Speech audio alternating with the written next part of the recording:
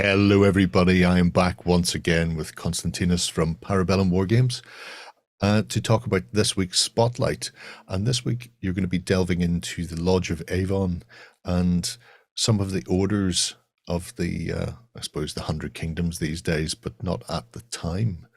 So, interesting little story. Obviously, has a lot of that Arthurian myth drawn into it.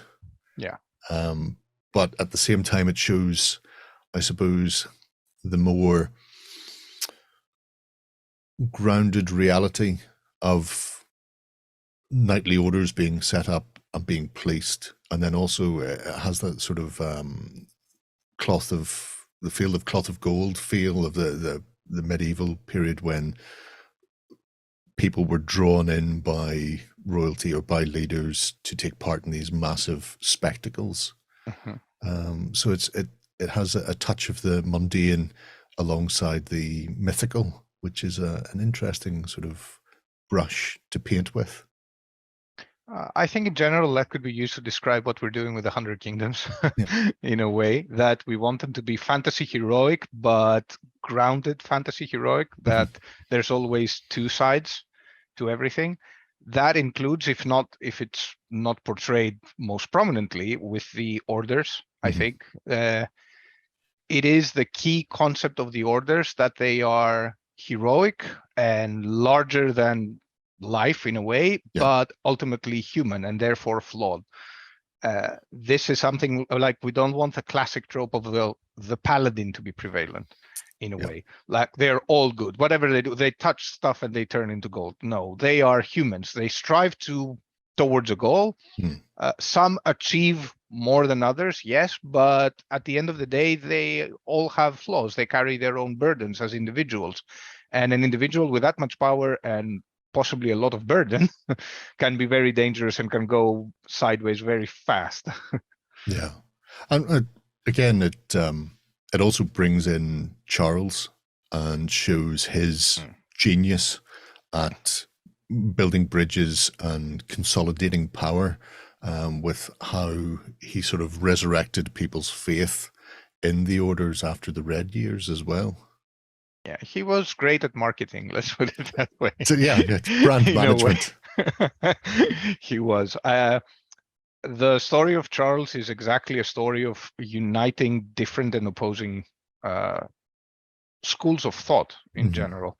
Like somehow he managed very aptly to have both the support of the deists and the theists, which before that seemed impossible. This is something that luckily for the 100 Kingdoms, or rather for the Telian Empire at the time, most of his house followed. They knew how to play that game. And we see that the moment, or rather we will see that in the future at some point, definitely, that the moment some future emperors started losing touch with that balance, it all came down crushing very fast. Because the 100 Kingdoms in their very core, whether they're called an empire or different kingdoms, they are very different between them. There's a lot of differences and animosity between them. If not animosity, then different interests at the very least. And the balance of power is very delicate, which is what we want to portray both when we're looking at the empire and the genius of Charles and the role of the orders in them, but also in the current state of affairs. Yeah, I think the other thing that strikes me, one of the things that's writ large, I suppose, with this is the idea of, I suppose, decay over time, the high watermark of the Lodge of Avon and the Knights wasn't that point in the story when Charles bound them together. It wouldn't come until generations later, but now you've reached a point in the world of Ea where it's not what it was, but there are glimpses there, and there are still people on the island sort of going through and maintaining it, but the former glory is gone as well. And I think that the implied idea here is that, was it ever really so grand? Mm. I think that is something that we want to underline, that poets and troubadours and history have a way of remembering the good things more or putting a more romantic spin into them. Yes, there is no doubt that the Lodge once was a powerhouse for the orders. And the moment the orders lost their power, it crumbled. Well, maybe not crumbled, but as you said, it decayed. Uh, that is very fast if you think about it in a way, because it happened within a scant few centuries. And such a peak and decay can be a little fast for that time. Of course, the history of the 100 Kingdoms in general is a bit accelerated because humanity was going through things that it had gone through before.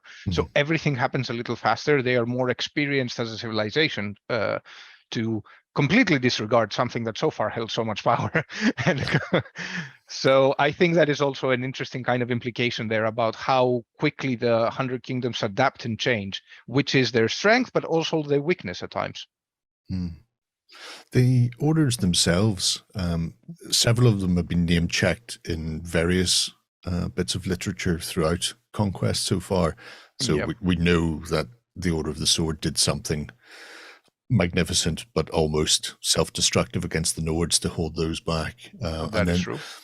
The Order of the Shield are constantly being named for not their sacrifice, but their defense of humanity, I suppose. The Order of the Shield are the most popular exactly because they address more the lay people. They are the classic errant knights in a way. Of course, not so classic because, as we said, there were many among them that became very violent for no reason whatsoever. But the idea is exactly that the Order of the Shield was the only one that never peaked in power in the sense that it moved kingdoms, but it was very popular at some point, but it has always remained kind of there. It's been almost stable in its popularity because it addresses not the powerhouses, but the common people. At the current state of affairs, the Order of the Shield is actually hunted down and considered wanted by most noble houses. Yes. While the people still shelter them. And if you see even in our army list, the errant knight of the Order of the Shield is a command upgrade for the militia. This is where they shine, when they protect and guide and help train the lay people from the machinations and power plays of houses and churches and kings. Yeah, I particularly like that part in the spotlight where it mentions that despite the lodge having been abandoned by the orders, there's one remnant, the Knights of the Lodge, which are really just the Knights of the Shield, sort of in hiding, or at least they're squires and pages, sort of. In a way, yes. I think it's more of teaching them about where we come from, what we can do, and what's our purpose as an order. I think exactly the taking on quests as per the Round Table, which was, we wanted exactly a twist of that myth. Yeah. I am also particularly fond of the fact that a Round Table is essentially a court-martial. Instead of holier than thou and perfect union of knights. I think a great influence here, I have to admit, has been T.H. White's take on the Round Table. Right. From The Once and Future King, where it shows that the one actually perfect knight was despised by everyone else there. that makes sense. It's because very it hard. Underlined their own flaws. Yeah, it's very hard to hold a mirror up to life and see that you don't stand up when the sort of focus is on you. And that was the interesting thing, the fact that it grew out of the court-martial, and the lodge itself developed to this sort of mythical or semi-mythical status with people simply because of the trimmings and dressings that went around it. But at its heart was still the idea that it was a way for power to be held to account. And just because you were some form of noble or knight, you couldn't just travel the land and do whatever you will against the common people. There wasn't accounting to be held if people were found to have broke whatever laws they happened to have infringed upon. That is very true. And if we dig deep enough, I'm sure that we'll find that there are many knights that went away with it and were never held accountable, were never. It's, as I said at the beginning, Charles was great at marketing. In a way, the Round Table is a publicity stunt. It also served a purpose, undoubtedly. But I think it's no coincidence that while it was created as a court-martial, the way it is remembered is as this heroic gathering of self-sacrificing individuals that went around doing quests that would better the life of everyone. There's a great distance between the two, and that distance is exactly the fact that, yeah, because it's not really true. It was neither the one nor the other. It was somewhere in between, trying to keep appearances that the orders deep down are the same, and not appearances, but to maintain that image of the orders are here to serve. I suppose it's, if you're trying to get the common folk on side and get them to forget the sort of the ills of the past, then you have these grand public spectacles, which continue in the city-states via the sort of the excellences, even if the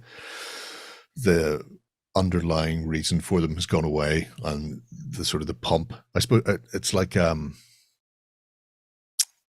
of those crabs that add sand and bits to its shell and get larger and larger, and eventually the crab dies, and all that remains is the husk, which isn't actually the crab itself, just the shell it built around itself. And it's the same with the excellences.